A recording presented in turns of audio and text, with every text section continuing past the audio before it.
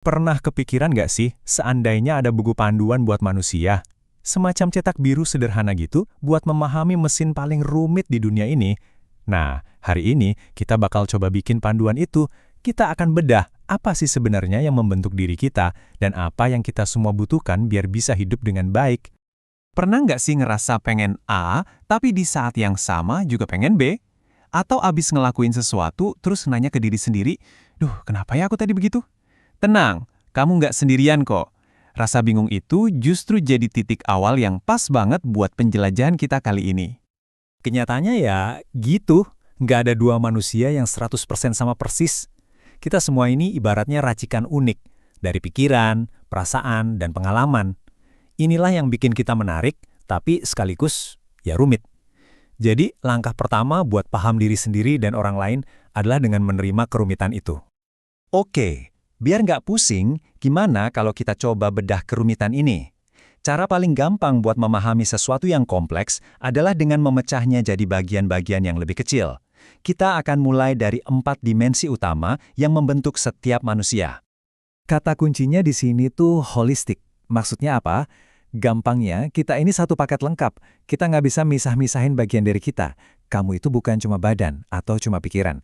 Kamu itu satu sistem utuh di mana kondisi fisik, mental, sosial, dan spiritualmu itu saling nyambung dan saling mempengaruhi setiap saat. Kita mulai dari yang paling kelihatan ya, dimensi biologis. Anggap aja ini hardware-nya kita.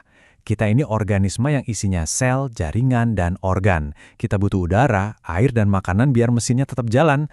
Tanpa pondasi fisik ini ya yang lainnya nggak bakal bisa berfungsi.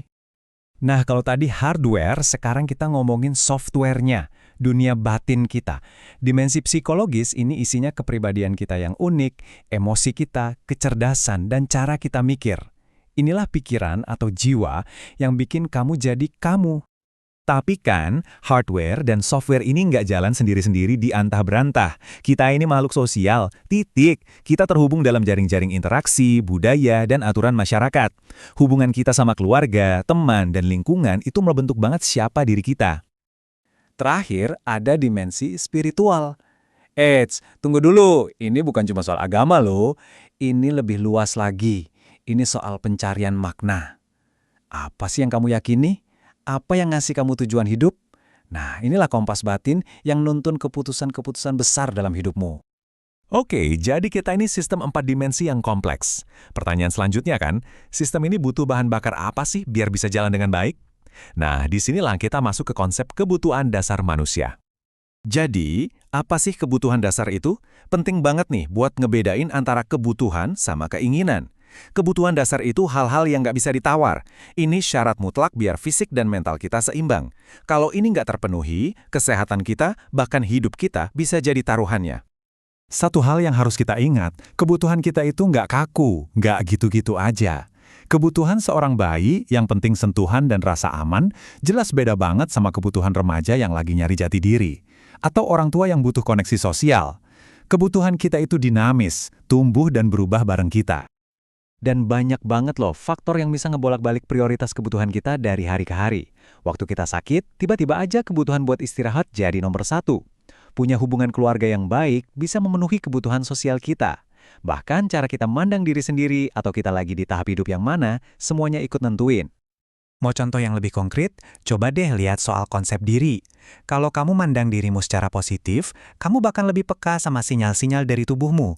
Kamu jadi lebih gampang buat ngakuin, oke, kayaknya aku butuh istirahat, atau aku butuh bantuan nih.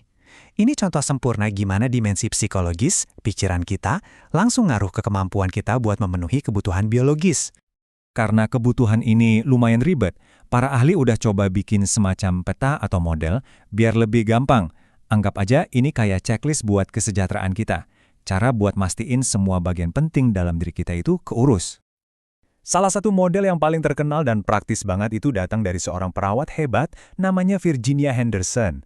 Berdasarkan pengalamannya, dia nyusun ada 14 kebutuhan dasar yang mencakup semua dimensi yang udah kita bahas tadi. Yuk kita intip apa aja isinya? Pertama-tama, pondasinya dulu ya. Ini benar-benar kebutuhan mesin biologis kita. Bernapas, makan, minum, buang kotoran, gerak, sama istirahat. Kelihatannya sepele kan? Tapi coba deh, satu aja dari ini keganggu. Wah, bisa berantakan semuanya. Oke, pondasi udah kuat. Sekarang kita bangun lapisan pelindungnya. Ini semua tentang keamanan dan kenyamanan. Milih pakaian yang pas, jaga badan tetap bersih, dan yang paling penting, ngehindarin bahaya di sekitar kita. Intinya sih, ini kebutuhan buat merasa aman. Nah, di puncaknya, ada kebutuhan-kebutuhan yang bikin hidup ini ada rasanya, yang bikin hidup ini berarti. Kebutuhan buat nyambung sama orang lain, buat ngejalanin keyakinan kita, buat ngerasa berhasil lewat kerja, buat main-main, dan buat terus belajar. Dari napas pertama sampai rasa penasaran, inilah spektrum lengkapnya. Oke. 4 dimensi, 14 kebutuhan. Kedengarannya kayak pelajaran di kelas ya. Terus pertanyaannya, buat apa kita tahu ini semua? Kenapa cetak biru ini penting buat kehidupan kita sehari-hari? Jawabannya? Ini tuh jauh lebih dari sekedar teori di buku. Pengetahuan ini adalah alat yang praktis, semacam kompas yang bisa kamu pakai setiap hari buat navigasi dunia batinmu yang rumit, dan juga hubunganmu sama orang lain. Nah, ini dia intinya. Lain kali kamu lihat orang kelakuannya aneh atau bikin kamu bingung, coba deh tahan dulu keinginan buat ngejudge. Sebaliknya, coba tanya, kira-kira kebutuhan apa ya yang lagi coba dia penuhi? Pertanyaan simpel itu bisa jadi kunci buat ngebuka empati yang sesungguhnya. Manfaatnya tuh nyata banget. Kamu bisa jadi lebih ngerti sama diri sendiri. Kamu bisa lebih baik dalam merawat orang lain.